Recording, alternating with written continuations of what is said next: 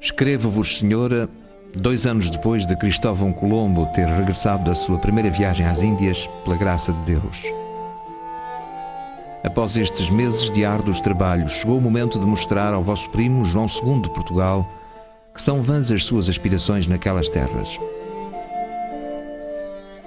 Eu, Juan Rodrigues de Fonseca, bispo de Badajoz e servo de vossa católica majestade, creio humildemente que estamos na disposição de assinar um tratado de paz entre Castela e Portugal, para que no mar oceano reine o entendimento entre as nossas coroas e não a guerra.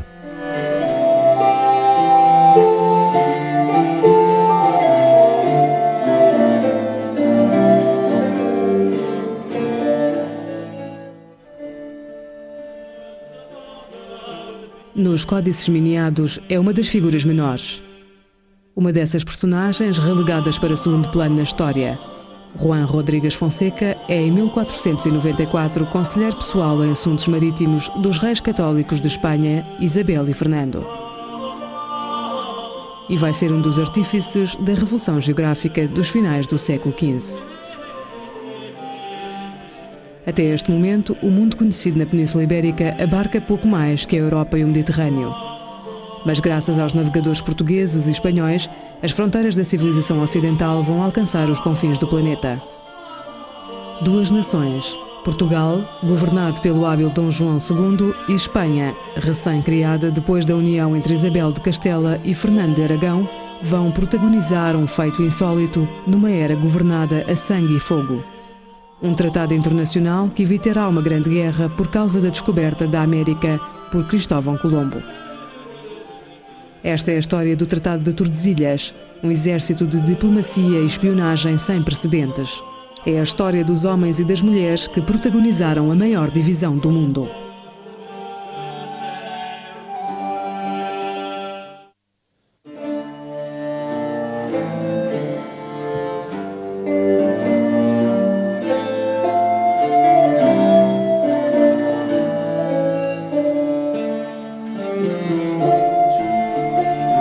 O Tratado de Tordesilhas, 1494. A divisão do mundo.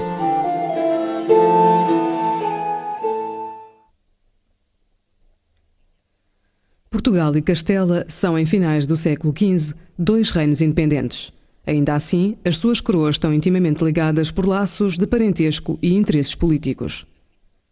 Quando, em 1469, a jovem Isabel, herdeira do trono de Castela, decide casar-se com o seu primo Fernando, herdeiro da coroa de Aragão, põe fim a esse estado de graça entre ambas as coroas.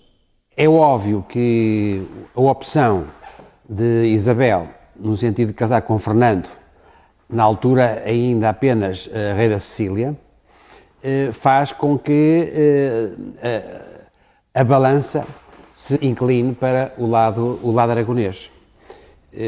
O problema, portanto, que se debate na Península Ibérica ao largo dos anos 70, e respondendo à sua pergunta, é o problema de saber em que sentido e qual vai ser a orientação das ligações de Castela, ou a Portugal ou Aragão.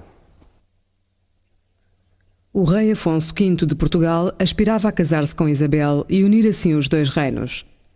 Era o plano que havia gizado com o rei de Castela, Henrique IV, meio-irmão de Isabel. Afonso e Henrique tentam deserdar Isabel. Para tal, o monarca português casa-se com a filha do castelhano, Dona Joana a Beltraneja. Porém, Isabel não se amedronta. Em 1471 começa uma guerra pela sucessão da coroa de Castela que durará 8 anos. Vão seguir-se vários anos de guerra até 1479, altura em que se chega a um acordo bastante feminino, digamos assim, em que estarão envolvidas Isabel a Católica e a sua tia, Dona Beatriz, Duquesa de Bragança, e em que as vistas, as famosas vistas, vão chegar a uma série de convénios para tratar de evitar a sangria que a guerra entre Portugal e Castela supunha. Recordemos a Batalha de Toro e todos os problemas em torno da Ciudad Rodrigo e não só. Era necessário chegar a um entendimento cordial ou a um acordo de paz. Em 1479, Fernando e Isabel venceram militarmente Afonso V nas batalhas de Toro e Albuera. Henrique IV morreu. Chega o momento da paz. Nesta pequena aldeia do Alentejo português é assinado o Tratado de Alcáçovas, que irá reger as relações entre Portugal e Espanha. É o antecedente principal do Tratado de Tordesilhas. Os problemas da sucessão estiveram sempre ligados à discussão dos espaços de intervenção oceânica. E, nesse sentido, tanto Alcáçovas como Tordesilhas são relativamente parecidos, ou seja, há um equilíbrio de concessões e de cedências de cada um dos lados em função do que é que pretendem, quer do ponto de vista da política interna, quer do ponto de vista da política atlântica. O Atlântico foi sempre, aparentemente, pelo menos, foi sempre uma forma de Isabel pressionar Portugal. A Isabel a Católica parece ter usado sempre o Atlântico como uma arma para conseguir chegar a equilíbrios depois nas suas relações com Portugal ao nível ibérico. Se ela quer que o rei de Portugal a reconheça como legítima herdeira de Castela, tem que dar algo em troca. Por isso concede a Portugal a navegabilidade ou o predomínio do Atlântico ao sul das Ilhas Canárias. Daí que consta do tratado um documento que determina o raio ou limite ao sul das Canárias, que é o famoso paralelo 26, a ter em conta a partir de então como limite entre a coroa de Castela e a coroa de Aragão, e que terá muito a ver com o descobrimento da América. Podemos dizer que o Tratado de Alcáçovas constitui uma novidade na história da definição dos espaços marítimos na Europa, porque é a primeira vez em que o mar é definido por fronteiras marítimas perfeitamente definidas. Já não se faz uma partição com base em rotas, mas sim em espaços definidos geograficamente, e então define-se que a fronteira passará por uma linha imaginária situada no ponto mais meridional das Canárias, ficando as Canárias para o norte dessa linha, portanto as Canárias para Castela e o sul para Portugal, com exceção da Madeira e dos Açores, que se consideram que, embora estejam situados a norte, ficarão como área portuguesa. Contudo, a divisão das áreas de influência no Atlântico vai entrar abruptamente em crise por obra de um só homem. Um genovês ambicioso, perseverante e corajoso que irá revolucionar os conhecimentos geográficos da época. Colombo era um homem que acreditava muitíssimo em si mesmo. Apesar de ter tudo contra, ele perseguiu a sua ideia e não desistiu enquanto não conseguiu o que queria. Era um comerciante, não era marinheiro. Provinha de uma família de comerciantes genoveses e desde pequeno começou a viajar, precisamente devido ao negócio da família, ou seja, como comerciante, e o mundo da marinha começou a interessar-lhe. Foi como náufrago que chegou a Portugal, onde teve a sorte de conhecer uma família portuguesa nobre, os Perestrelo.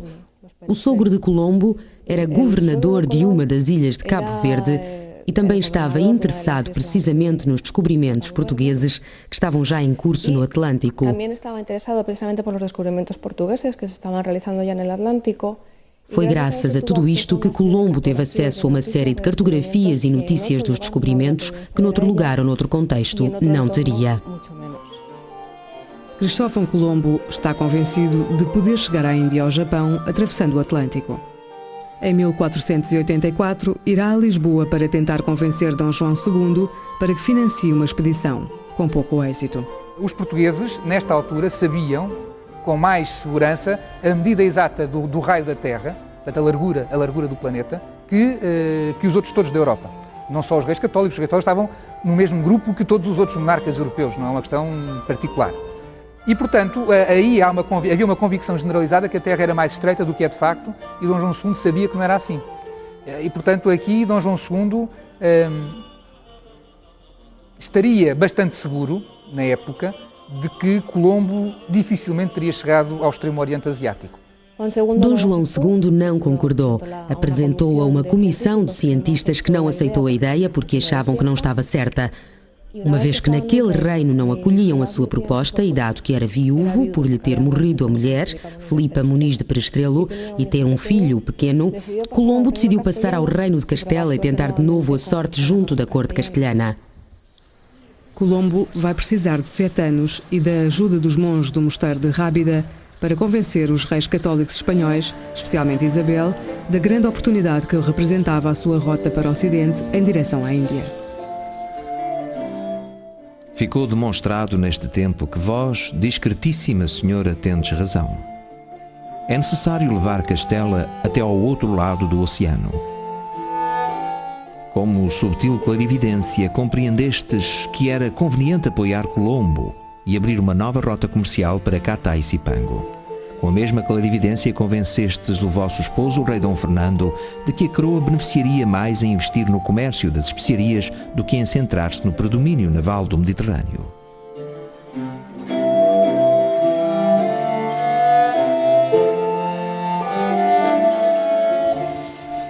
A 3 de agosto de 1492, Colombo zarpa do porto de Palos com 3 caravelas e 90 homens a bordo. 2 meses e meio depois, a 12 de outubro, a expedição chega à ilha de São Salvador, atualmente designada por Bahamas.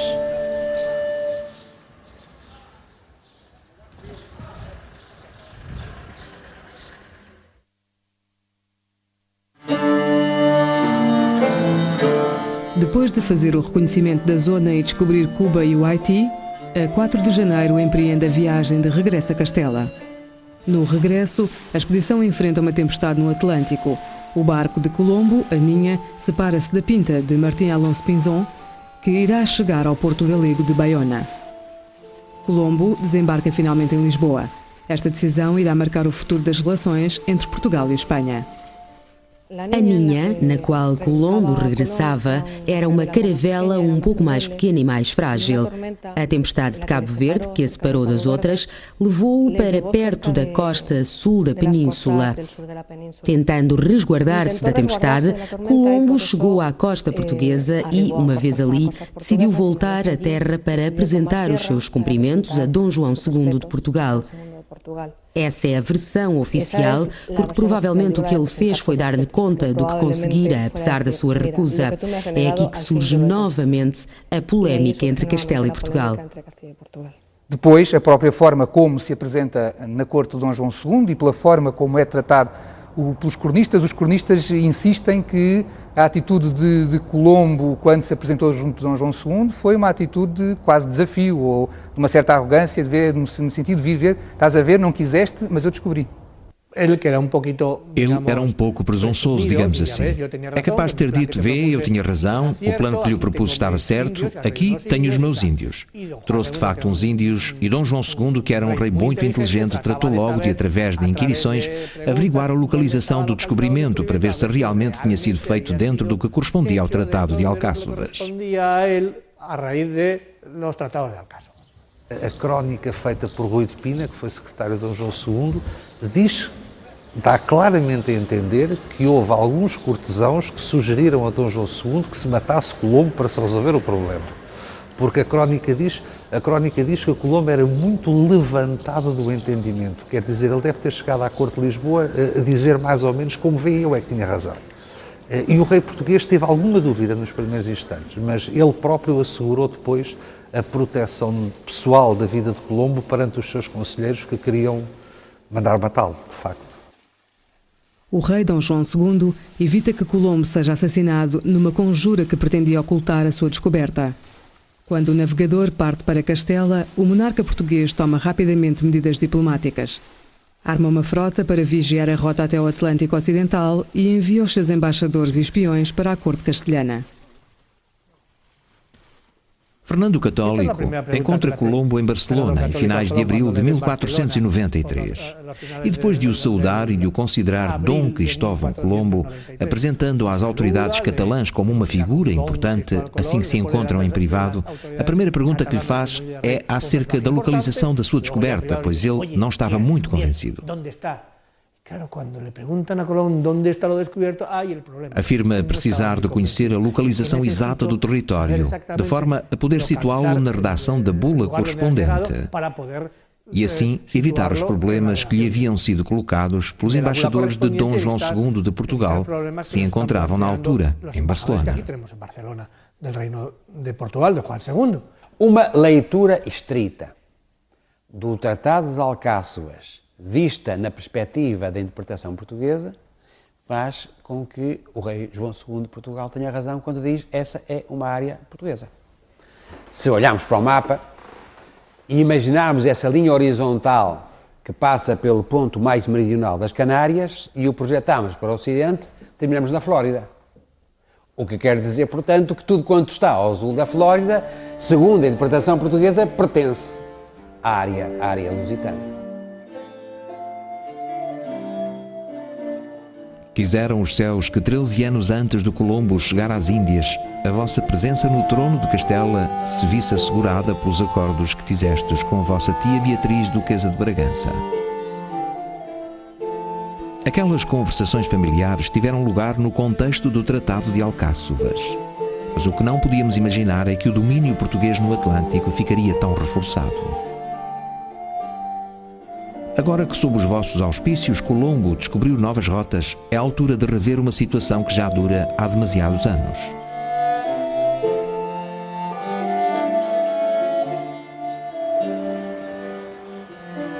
O Tratado das Alcáçovas tinha criado uma condição de hegemonia quase total dos portugueses no oceano.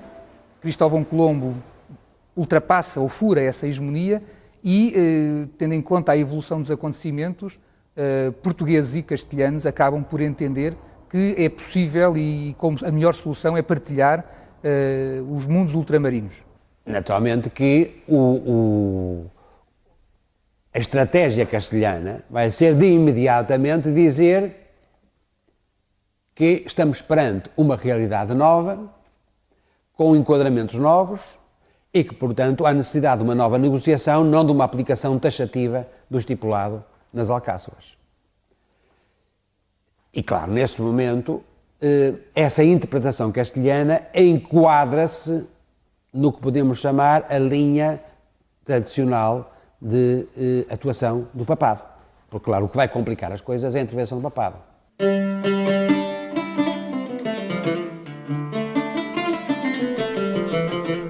Fernando, o rei espanhol, procura apoio internacional contra a pretensão portuguesa de reclamar os seus direitos sobre as terras descobertas por Colombo. E só existe uma autoridade de referência internacional no século XV: o Papa. Perante essa situação, e estando os embaixadores portugueses já em Barcelona, enviou imediatamente embaixadores a Roma para falarem com o Papa e conseguirem uma série de bulas que lhes dessem dispensas e poderes sobre as novas terras, o mesmo que noutras alturas Portugal fez com territórios de África. Quem era o Papa? Alexandre VI. Era da sua região, era aragonês e sabe-se que tinha 2 filhos bastardos, a quem neste momento, em abril de 1493, Fernando o Católico vai conceder alguns benefícios. De forma que, a 18 de abril, há uma bula e um escrito do secretário de Estado que praticamente coloca o Papa à disposição da política de Dom Fernando o Católico. Alexandre VI era um homem de grande ambição e que tinha feito tudo o que podia para ajudar aquele que o tinha ajudado a chegar ao trono da Santa Sé. E, portanto, é uma intervenção perfeitamente clara, não há nenhuma arbitragem de conflitos. Alexandre VI não intervém para, no fundo, servir de árbitro entre ambas as partes. Alexandre VI escreve as chamadas bulas alexandrinas, uma delas, aliás, completamente falsificada, a segunda, conforme Charles Martial de Witt demonstrou, que inclusivamente foi antedatada, escreve as bulas ou imita as bulas alexandrinas para favorecer uma parte que é aquela que pediu que ele servisse de árbitro. Uma vez mais, a vossa discrição suportou as intrigas. Todavia, hoje recordo quando o rei Dom João II mandou emissários à nossa corte para fazer ver que as novas terras estavam sob a jurisdição portuguesa.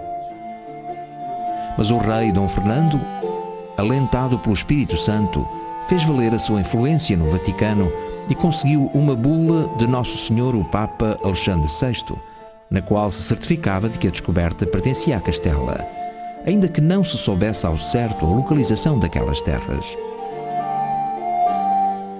Surpreendeu-me então a perspicácia de Colombo. Propôs traçar uma linha do Polo Norte ao Polo Sul, passando pelas ilhas dos Açores e de Cabo Verde, sendo que a poente tudo pertencia ao Reino de Castela. Cristóvão Colombo inspirou os reis católicos e o próprio Papa Borgia a fazerem uma nova divisão do mundo baseada numa linha de norte a sul e não de este a oeste como a traçada no Tratado de Alcáçovas. Alexandre VI dá-lhe ouvidos e altera a sua primeira bula. Colombo, para evitar não só que os reis fiquem sem essas terras, mas também que ele perca os direitos que tinha conseguido, propõe-lhes alterar o sentido da divisão da terra. Propõe que o Tratado de Alcáçovas, que definia um meridiano que passava pelas Ilhas Canárias, se transforme numa ilha, de um polo ao outro, que passe por Cabo Verde e pelas Canárias. Com esta informação, na qual o rei propõe um novo tratado, e também com as novas bulas, o Papa decide deslocar a linha umas 100 léguas. O Papa decide desplazá-la 100 léguas. A bula de Alexandre VI, que fala na linha divisória, é uma bula equívoca porque diz que a linha deve ser traçada de polo a polo, portanto é um semimeridiano, não um meridiano completo, 100 léguas ao ocidente dos Açores e de Cabo Verde. Ora, os Açores estão aqui, Cabo Verde está aqui, portanto as 100 léguas não são reais, não é possível traçá-las. A intervenção concreta, tal como se traduziu nas bulas papais, cria um problema gravíssimo. Eu penso que tanto os reis de Castela, Fernando como Isabel, como o rei de Portugal, perceberam que essas bulas criariam, se fossem cumpridas, criariam um problema gravíssimo. E é talvez a consciência da gravidade desse problema que os leva a abandonarem, por consenso entre as duas partes, as negociações baseadas nas bulas papais e entrarem em negociações diretas. Perante a dificuldade em saber exatamente o que são e onde ficam as terras descobertas por Colombo, os reis de Espanha ordenam ao almirante que parte de novo em setembro de 1493. Colombo tem o mandato de povoar as terras descobertas e, sobretudo, de elaborar um mapa das mesmas para que Dona Isabel e Dom Fernando possam negociar com Dom João II. Colombo parte novamente. Nesta segunda viagem não vão 3 embarcações como na primeira, que fora mais casual e que pretendia apenas sondar. Esta conta agora com uma grande armada de 17 embarcações, em que viajam muitos artesãos e carpinteiros. O objetivo principal de Colombo é saber ao certo onde chegara da primeira vez, fazer um mapa e mostrá-lo aos reis. Vossas Majestades, com generosidade ilimitada, confiastes neste humilde servo para organizar uma segunda expedição às Terras Novas. E eu, Juan Rodríguez de Fonseca, aceitei agradecido este alto encargo que não mereço. Preparar uma nova viagem para determinar exatamente onde se encontravam as Índias. Para um feito importante de caráter estatal, é necessário pôr à frente uma pessoa importante. Ao procurarem alguém que reúna essas condições, encontraram mesmo ali ao lado, provavelmente recomendado pelo seu superior, uma figura que é Juan Rodríguez de Fonseca.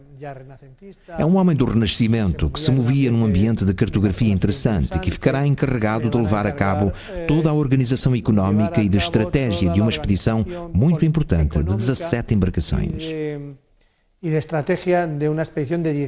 A partir deste momento, ele será uma pessoa fundamental em todo o projeto americano. Terá que, juntamente com Colombo, organizar as embarcações, o dinheiro, a geografia, a cartografia e toda a política de espionagem que pode haver num lugar e noutro.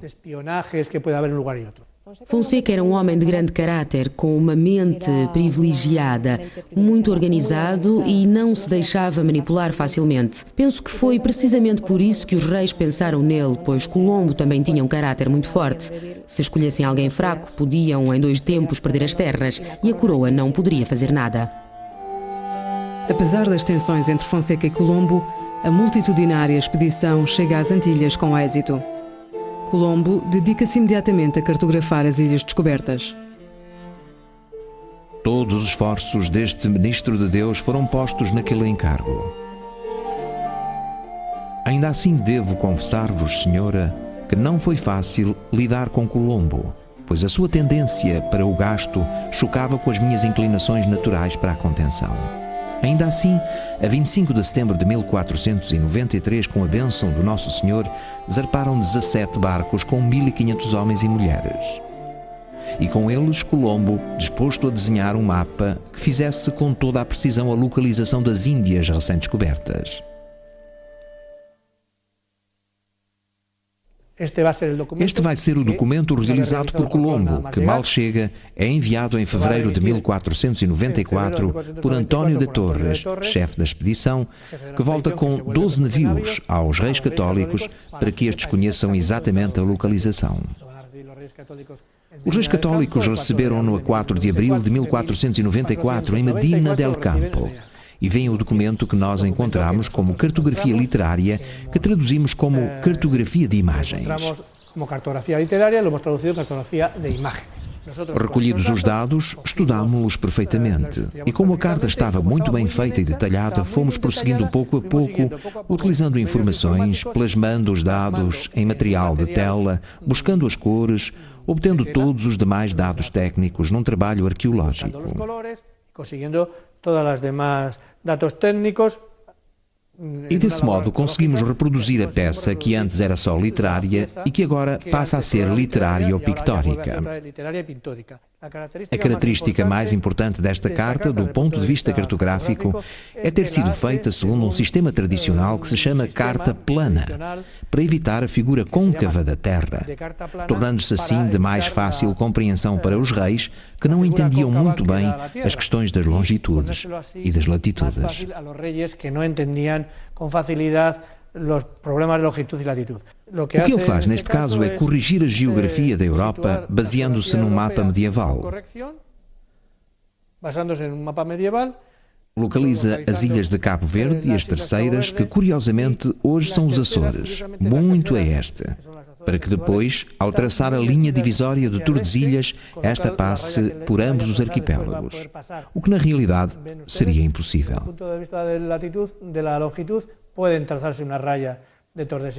Depois desenha o continente asiático, onde pensa que chegou, e localiza a sua descoberta da Espanhola e na ilha de Cuba, que também descobriu.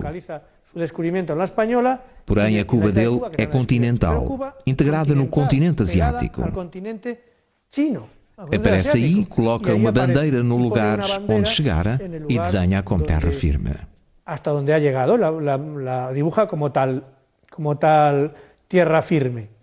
Então decide baixar um pouco em latitude a ilha de Gomera, as Ilhas Canárias, e subir a vila de Isabela, que fica a norte da ilha espanhola, colocando-as à mesma latitude de 26 graus. Segundo ele, era precisamente viajando a essa latitude que chegaria à Ásia. Deste modo, consegue ficar por cima da linha do Tratado de Alcáçovas e garantir que, acontecesse o que acontecesse, essas terras pertenceriam sempre a Castela. Trata-se de um pequeno truque para localizar a cartografia colombiana e a influência que esta veio a ter. Com a nova carta de Colombo, os reis de Espanha ficam tranquilos. Segundo os dados convenientemente manipulados pelo descobridor, as novas terras pertencem à coroa espanhola, ainda que a geografia real mostre o contrário. Em Portugal, as esperanças de que a descoberta de Cristóvão Colombo se situasse em território português eram bem fundamentadas. E de facto assim era, pois todos sabemos agora, desde que publicámos um trabalho em Itália, que os descobrimentos que estão sob o paralelo 36, na verdade, estão no 19, ou seja, de acordo com a linha do Tratado de Alcáçovas, estão dentro da área de influência portuguesa.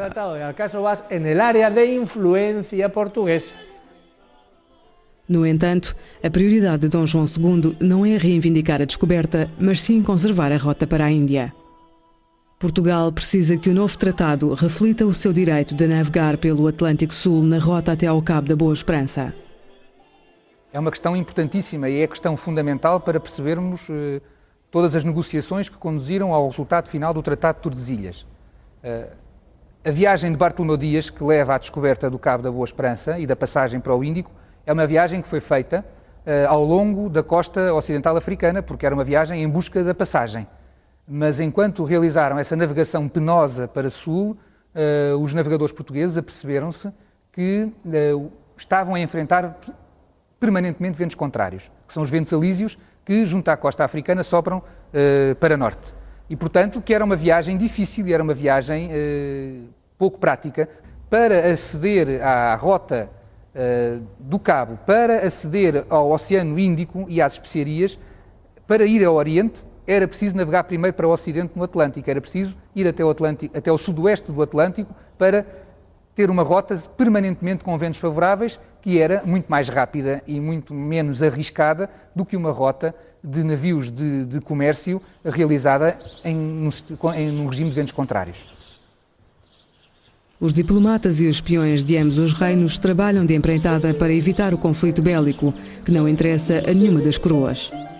Um conflito motivado, além do mais, por um oceano e umas terras recém-exploradas e que ninguém sabe localizar com precisão. Hoje, rogo a Deus Nosso Senhor que continue a abençoar-nos com a sua graça. A mesma graça com que respondeu às nossas orações, quando o mapa de Colombo demonstrou que as novas terras estavam na área de influência da coroa de Castela. Sabemos agora que podemos ceder às petições portuguesas e deslocar 270 léguas para o Ocidente, a linha estabelecida pelo nosso Santo Padre. Deste modo, vós conseguireis a paz e mantereis as novas terras sob a vossa santa e magnânima coroa.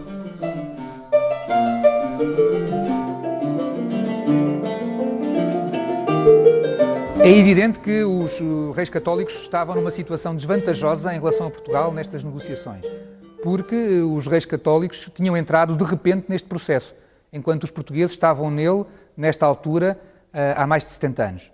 E esta é que é a grande diferença, não é? Os portugueses têm navegações para o sul desde os anos 20, passam o Cabo Bojador em 1434 e, portanto, 60 anos depois negociam Tordesilhas. O processo de negociação decorre com o envio simultâneo de embaixadas e há um período, são no fundo cerca de 15 meses de negociações, é um período que não está tão bem documentado como nós gostaríamos que estivesse, porque nós temos conhecimento do que as embaixadas vão para um lado e para o outro, exatamente o que é que discutem e porque é que discutem, isso não é sabido. As crónicas e a documentação existente não são muito loquazes a esse respeito, não dizem muitas coisas. E, por exemplo, da parte portuguesa é muito curioso porque há claramente um silêncio sobre o assunto que não se percebe bem, a não ser que nós assumamos que Tordesilhas não foi exatamente entendido como uma grande vitória de Dom João II aos olhos daqueles que o serviam a ele próprio. Eu diria que são negociações muito modernas. Há embaixadores, envio de notas diplomáticas, há contra-informação, há muita contra-informação, tanto dos dois lados. Há negociações oficiais e pressões paralelas. Há uma componente forte de negociações técnicas ao lado das negociações políticas, sobretudo quando se entra no domínio da definição das linhas de fronteiras atlânticas. É interessante notar que um dos negociadores finais de Tordesilhas, e provavelmente terá participado nas negociações anteriores, embora não apareça na primeira linha, é um técnico de navegação. É um homem com uma grande experiência, um português chamado Duarte Pacheco Pereira, com grande experiência na navegação na zona da Guiné, e muito provavelmente a sua opinião foi determinante na definição dos exatos termos em que a linha de fronteira das 370 léguas será definida, porque efetivamente os termos em que essa linha é definida têm, para a época, um extraordinário rigor técnico, dentro das limitações da época. Enquanto se discute a questão da divisão do Oceano Atlântico em duas áreas de influência, discute-se também um outro problema que é capital para os monarcas de ambos os lados. É que o filho mais velho e herdeiro de Dom João II, o príncipe Dom Afonso, morreu num acidente de cavalo. E a sucessão da coroa de Portugal, na altura em que se está a discutir esta questão de Tordesilhas, recai sobre Dom Manuel, que é seu cunhado, mas é também seu inimigo político. E há uma intervenção clara dos monarcas de Castela, Isabel a Católica de Castela e Fernando de Aragão, no sentido de que Dom João II reconheça o direito sucessório do seu primo Dom Manuel. E Dom João II acabará, de facto, por reconhecer o direito sucessório de Dom Manuel, que era juridicamente aquele que tinha o direito de lhe suceder, de resto. Rapidamente se chegou a um consenso. Eu diria que, neste aspecto, embora seja difícil de provar, mas é muito provável, é muito, enfim, aceitável que tenha tido uma força muito grande a figura de Fernando. O Castela, e sobretudo a Coroa de Aragão, Fernando era o rei de Aragão, estavam com problemas muito complicados em Itália,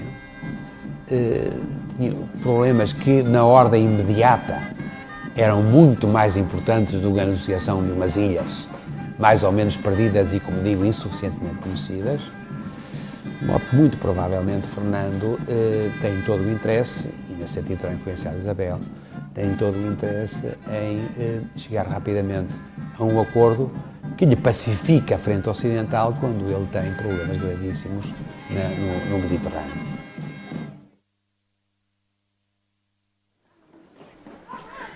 Finalmente, a 7 de junho de 1494, duas delegações de ambas as coroas reúnem-se na localidade castelhana de Tordesilhas para assinar um acordo que, do ponto de vista ocidental, supõe a divisão do mundo conhecida até à data. Alonso González de Tordesillas es mi nombre. Y yo su esposa, Leonor de Ulloa. Y esta es nuestra casa. As duas comissões, a portuguesa e a espanhola. As duas comissões, a portuguesa e a espanhola ou castelhana, reúnem-se na cidade, no Palácio de Tordesilhas, aqui mesmo onde estamos agora a gravar. E vão chegar a um dos acordos correspondentes, que é conhecido como o Tratado de Tordesilhas. Não me atrevo a falar em divisão do mundo, como se diz por aí. Embora os chineses se riam de nós, claro. Digamos que repartem as áreas de influência atlântica entre ambas as coroas.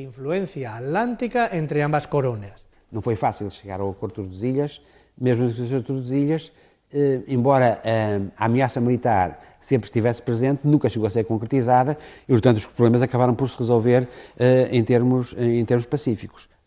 A zona que vai desde a linha de Tordesilhas em direção a este corresponderia a Portugal. Toda essa área de influência estaria sob o seu poder. E a parte correspondente à linha em direção ao oeste corresponderia a Castela.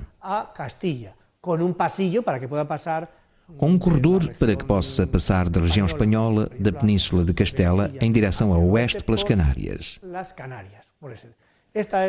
Esta é a decisão fundamental que apazigua a possível inimizade entre Dom João II e os reis católicos.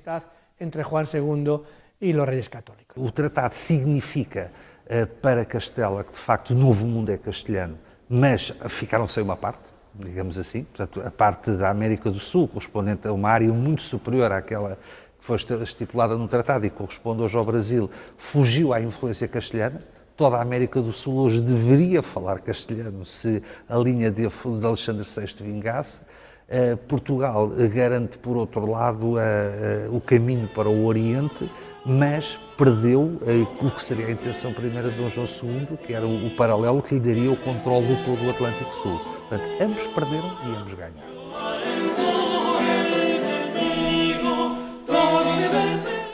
Hoje em dia, todos os verões, um grupo de teatro formado pelos vizinhos de Tordesilhas representa para os turistas a assinatura do histórico tratado.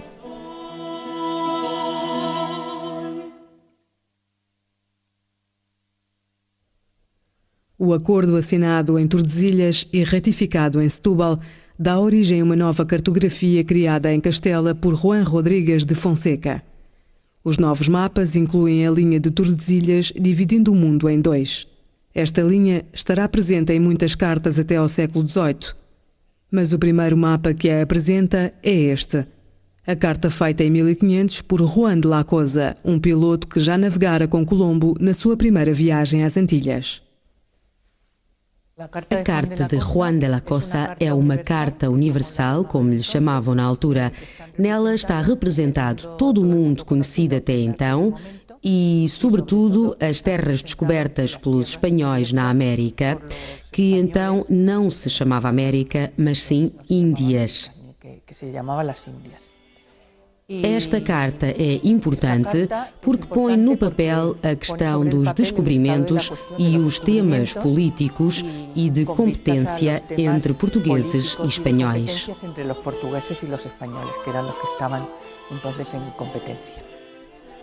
A carta de Juan de la Cosa, pintada sobre pele de vitelo, encerra ainda hoje muitos segredos. As cartas deste tipo eram enroladas e guardadas nos despachos e, infelizmente, eram quase sempre enroladas da direita para a esquerda, de forma que a parte da América era a que ficava mais de fora e, por isso, ficou mais deteriorada. Todas estas lacunas se devem ao facto de estarem sempre enroladas. Era de enrollarlas e de tenerlas enrolladas. O que significa este Cristóvão Colombo aqui, não se sabe. Existem de facto muitas teorias, das quais a mais simples é a que afirma que, como não se sabia se aqui havia uma passagem para as Índias, que era precisamente o que Colombo procurava, foi colocado aqui esta consagração a São Cristóvão para cobrir essa parte desconhecida. E aqui está traçada a tão importante linha divisória. Não restam dúvidas de que esta carta foi baseada nas resoluções do Tratado de Tordesilhas. Era muito importante para os reis católicos saberem que território, segundo esse tratado, pertencia à sua metade e que território pertencia aos portugueses, segundo esse tratado. A carta de Juan de la Cosa destinava-se aos reis católicos espanhóis que não queriam voltar a padecer de falta de informação sobre a descoberta de Colombo, nem pôr em perigo a paz com Portugal. Após a assinatura do tratado, os reis de ambas as coroas, Dom João II, Dona Isabel e Dom Fernando, esforçam-se por saber quanto antes até onde chegam as frotas concorrentes. Neste ir e vir de embarcações e descobridores, aparece o Brasil. O tratado deixa bem claro que o território amazónico pertence à área de domínio português. Porém, algumas teorias apontam para o facto de o empenho de Dom João II em levar a linha de Tordesilhas até às 370 léguas das Ilhas dos Açores só ser explicável porque Portugal já conhecia o Brasil antes de Colombo chegar às Antilhas. Eu penso que esta interpretação não é aceitável. Em primeiro lugar, porque é demasiado forçada para tentar encontrar no Dom João II quase que uma capacidade estratégica que de facto ele não podia ter. Objetivamente não se conhecia o Brasil, a não ser que se admita que esse conhecimento era um conhecimento secreto. E o recurso a conhecimentos secretos é muito perigoso na história porque permite explicar tudo. A referência ao secreto dispensa-nos de apresentar provas. É secreto e, portanto, não tenho que o provar. Melhor, o secreto transforma em prova a ausência de prova. Eu creio que Portugal, no mínimo, tinha grande desconfiança de que haveria ali terras. Parece-me que o mais provável é que já tivessem de facto avistado e tivessem tanto consciência de que existiam ali terras. Agora, a existência ali de terras não significa que tivessem conhecimento do Brasil, porque nós hoje associamos o Brasil a um país concreto, a um país imenso, enorme. Ora, dificilmente os portugueses teriam essa perspectiva no final do século XV. Penso que os portugueses tinham conhecimento dessas terras, mas não penso que elas tivessem sido um objetivo estratégico e não penso que possa ter sido essa a razão real do pedido de Dom João II, que foi atendido, para que a linha de Tordesilhas passasse de 100 para 370 léguas. Agora, há aqui uma dificuldade óbvia. Porquê 370 léguas? Quer dizer, se fossem 300, 400 léguas, 350 são números redondos. 370 é um número estranho. Mas há um aspecto para mim que ainda é mais importante do que esse, que é, independentemente de saberem ou não se havia ali terras, os portugueses sabiam uma outra coisa que era mais decisiva. Era que se ali houvessem terras, tinham que ser portuguesas.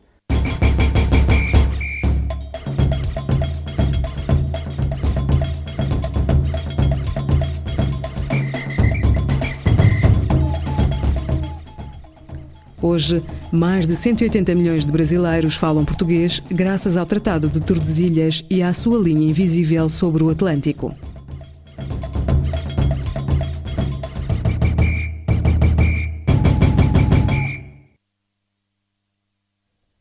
Depois da assinatura do tratado, a coroa portuguesa e a castelhana decidem enviar uma comissão científica que verifique sobre o mesmo oceano a posição exata da linha divisória. A fé dos monarcas nos seus cientistas é superior às possibilidades técnicas dos seus cosmógrafos no século XV. As duas coroas estimam que, num prazo de 10 meses, tanto pilotos portugueses como castelhanos devem já ter estabelecido definitivamente o lugar da linha. Porém, até ao século XVIII, tal é impossível, sobretudo no meio do mar. Afinal, quem é que pode determinar uma linha na água? É impossível. Neste momento ainda não é possível, porque não existem relógios fiáveis e não há maneira de medir a velocidade. Porém, mesmo medindo a velocidade, não haveria maneira de navegar pela água em linha reta, por causa da questão dos ventos e tudo mais. Ou seja, humanamente, é impossível medir a longitude da forma habitual com um metro gigantesco. Não havia maneira humana. E o que é interessante é que logo a seguir à assinatura do tratado, os reis católicos escrevem a Dom João II dizendo que tem a armada pronta, mas Dom João II já está moribundo, Dom João II está envolvido na sua própria sucessão. Os reis católicos escrevem a Portugal, ao rei de Portugal, dizendo-lhe que tem os navios prontos, e o rei de Portugal responde com evasivas e nunca arma os navios. E, portanto, deliberadamente, Portugal não quis organizar a armada que demarcasse esse território. A impossibilidade de determinar o lugar exato por onde passava a linha e se esta dava a volta ao mundo, dividindo também o Oriente, deixou nas mãos dos governantes a interpretação do tratado durante 2 séculos. Ainda mais à frente, passado no final dos anos da segunda década do século XVI, cria-se um novo problema, que é a questão do antimeridiano Tordesilhas, que é a questão que decorre da viagem de Fernão Magalhães, que será solucionada com o Tratado de Saragossa, mas que essa era uma questão que não podia ser resolvida em 1494 ou no final do século XV, porque ainda estava tudo muito distante. Foi um ato de boa vontade de ambas as partes. É impossível conhecer a sua última intenção, pois não sabemos o que se passava na mente de Dom Fernando o Católico, prestigiado rei da altura, nem da de Dom João II, não menos glorioso. Mas o certo é que se chegou a um consenso e a partir daquele momento houve paz entre ambos os reinos, o de Castela e o de Portugal. O que quer dizer que o Tratado de Tordesilhas é suficientemente rigoroso para poder resolver os problemas imediatos, suficientemente ambíguo para se adaptar a situações novas que na altura não eram previstas. Portugal, nos séculos seguintes, será uma potência atlântica, acabará por criar na América uma colónia que dará depois um gigante, um país imenso que é o Brasil, e Portugal foi a grande potência do Oceano Índico no século XVI. Em contrapartida, a Espanha é a primeira grande potência colonial na América e vai criar todo o mundo que nós hoje designamos como a chamada América Latina de língua castelhana, não é? E, portanto, o facto da América falar hoje quase toda espanhol é uma consequência do Tratado de Tordesilhas, num certo sentido. Portanto, toda a arquitetura imperial de Portugal e da Espanha do século XV ao século XVIII é uma consequência de Tordesilhas. O Tratado de Tordesilhas inaugura em finais do século XV um estilo de diplomacia baseado no diálogo e não na espada. Mas em Tordesilhas estreia-se também uma forma de divisão do mundo nas costas dos seus habitantes. A milhares de quilómetros das cortes europeias, milhões de seres humanos iriam ver o seu mundo subitamente alterado à conta de uns pergaminhos assinados por uns reis que jamais chegariam a visitar aquelas terras.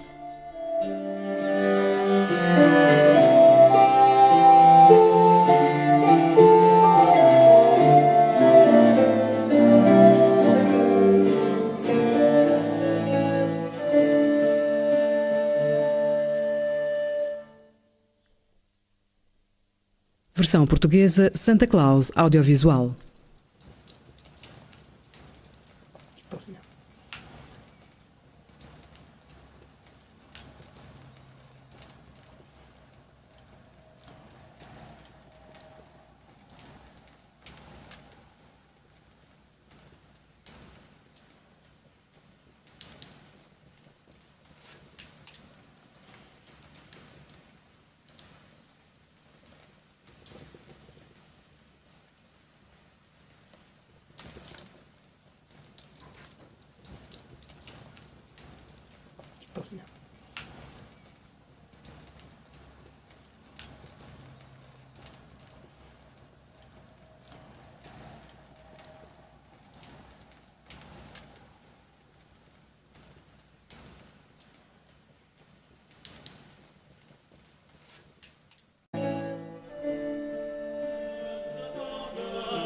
nos códices miniados, é uma das figuras menores.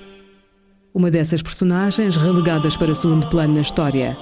Juan Rodríguez Fonseca é, em 1494, conselheiro pessoal em assuntos marítimos dos reis católicos de Espanha, Isabel e Fernando.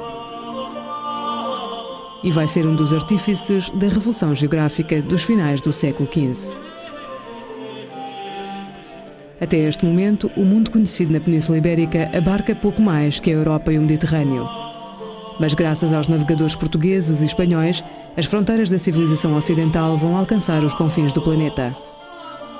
Duas nações, Portugal, governado pelo hábil Dom João II, e Espanha, recém-criada depois da união entre Isabel de Castela e Fernando de Aragão, vão protagonizar um feito insólito numa era governada a sangue e fogo. Um tratado internacional que evitará uma grande guerra por causa da descoberta da América por Cristóvão Colombo. Esta é a história do Tratado de Tordesilhas, um exército de diplomacia e espionagem sem precedentes. É a história dos homens e das mulheres que protagonizaram a maior divisão do mundo.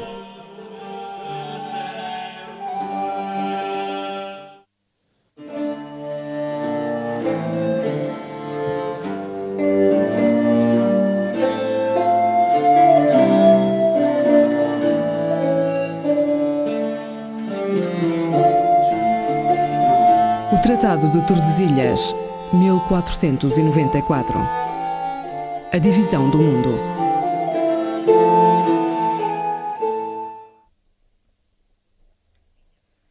Portugal e Castela são, em finais do século XV, dois reinos independentes. Ainda assim, as suas coroas estão intimamente ligadas por laços de parentesco e interesses políticos. Quando, em 1469, a jovem Isabel, herdeira do trono de Castela, decide casar-se com o seu primo Fernando, herdeiro da coroa de Aragão, põe fim a esse estado de graça entre ambas as coroas. É óbvio que a opção de Isabel, no sentido de casar com Fernando, na altura ainda apenas rei da Sicília, faz com que a balança se incline para o lado aragonês. O problema, portanto, que se debate na Península Ibérica ao largo dos anos 70, e respondendo à sua pergunta, é o problema de saber em que sentido e qual vai ser a orientação das ligações de Castela, ou a Portugal ou Aragão. O rei Afonso V de Portugal aspirava a casar-se com Isabel e unir assim os dois reinos. Era o plano que havia gizado com o rei de Castela, Henrique IV, meio-irmão de Isabel. Afonso e Henrique tentam deserdar Isabel. Para tal, o monarca português casa-se com a filha do castelhano, Dona Joana a Beltraneja. Porém, Isabel não se amedronta. Em 1471 começa uma guerra pela sucessão da coroa de Castela que durará 8 anos. Vão seguir-se vários anos de guerra até 1479, altura em que se chega a um acordo bastante feminino, digamos assim, em que estarão envolvidas Isabel a Católica e a sua tia, Dona Beatriz, Duquesa de Bragança, e em que as vistas, as famosas vistas, vão chegar a uma série de convénios para tratar de evitar a sangria que a guerra entre Portugal e Castela supunha. Recordemos a Batalha de Toro e todos os problemas em torno da Ciudad Rodrigo e não só. Era necessário chegar a um entendimento cordial ou a um acordo.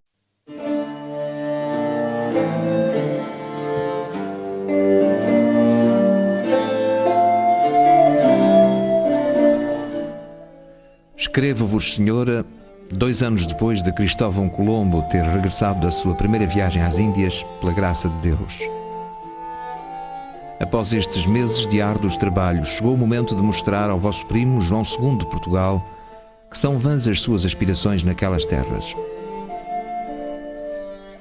Eu, Juan Rodríguez de Fonseca, bispo de Badajoz e servo de vossa católica majestade, creio humildemente que estamos na disposição de assinar um tratado de paz entre Castela e Portugal, para que no mar oceano reine o entendimento entre as nossas coroas e não a guerra.